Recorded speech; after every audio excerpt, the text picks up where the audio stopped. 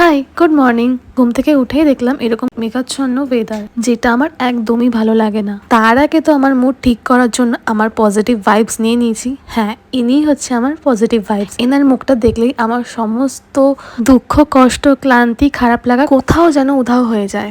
দেন মুডটা ঠিক করে আমি চলে আসি রান্নাঘরে, যেহেতু আমার পজিটিভ ভাইবসের জন্য আবার বানাতে হবে। আজকে ওকে দিয়েছি আটা ম্যাগি আর আমি বানিয়েছি পাস্তা। আমার কাছে আজকে ছিল না কোনো চাটনি, শুধুমাত্র শেজওয়ান চাটনি ছাড়া। তারপর একটা শশা খেয়ে চলে আসি দুপুরের মেন কোর্সে। দুপুরের মেনুতে করেছিলাম লাউ দিয়ে ইলিশ মাছের মাথা দিয়ে ঘন্ট, কুমড়ো আলু দিয়ে কাতলা মাছের ঝোল। আজকে ঝটপট রান্না করে নিয়েছি, কারণ এরপরে আমার বড় কাজে বসতে হবে। বড় কাজ বলতে আমার ছেলের জন্য রথ সাজানো। সে যে রথ টানবে বলে বেজায় খুশি, তার খুশিটাকে তো আমার আর একটু বাড়াতে হবে না।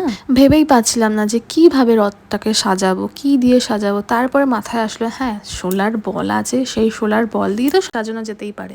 নাও এবার লেগে পড়ো। সাথে আমার দুই বাহনকে নিয়ে লেগে পড়েছি, আর একটুখানি বলেছি যে আমাকে একটু ভিডিও করে দে। দেখো কি সুন্দর ক্যামেরা ধরে দিয়েছে। তখন আমি খেয়াল করে দেখিনি, যে আমি ভেবেছি যে ভালো করেই হয়তো ভিডিও করছে, কিন্তু লাস্টে যখন দেখলাম যে এই অবস্থা করেছে ভিডিওর, আমার কিছু করার নেই, এই ক্লিপটাই নিতে হলো, কারণ আমার কাছে আর কোনো ক্লিপই নেই সাজানোর।